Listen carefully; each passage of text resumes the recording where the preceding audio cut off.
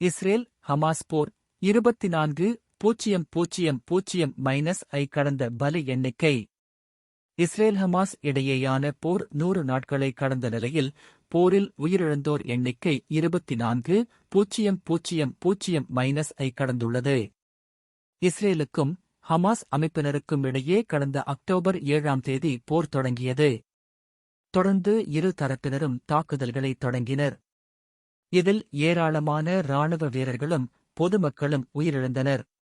இதனிடையே கடந்த மாத இறுதியில் காசாவில் தற்காலிக போர் நிறுத்தம் கொண்டுவரப்பட்டது.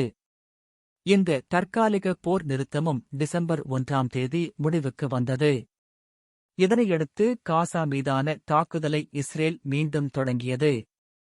வான்வழி, தரைவழி தாக்குதல்களை இஸ்ரேல் மேற்கொண்டு வருகிறது. இதனால் மீண்டும் ஆயிரக்கணக்கான மக்கள் உயிரிழந்து வருகின்றனர். இஸ்ரேலில் இருந்து 240 பேரை பணைய கைதிகளாக காசா முனைக்கு ஹமாஸ் கடத்திச் சென்றது. இந்நிலையில் காசா முனையில் உள்ள பணைய கைதிகளில் 100க்கும் மேற்பட்டோரை ஒப்பந்த அடிப்படையில் ஹமாஸ் விடுதலை செய்துள்ளது. ஆனால் இன்னும் 129 பேர் காசாவில் பணைய கைதிகளாக உள்ளதாக இஸ்ரேல் தெரிவித்துள்ளது. பணைய கைதிகளை மீட்கும் நடவடிக்கையில் இஸ்ரேல் ஈடுபட்டு வருகிறது. காசா முனையில் இஸ்ரேல் ஹமாஸ் இடையேயான போர் 100 நாட்களை கடந்துள்ளது. இந்த நிலையில் இஸ்ரேல் ஹமாஸ் போரில் உயிரிழந்தோர் எண்ணிக்கை 24,000-ஐ கடந்துள்ளது.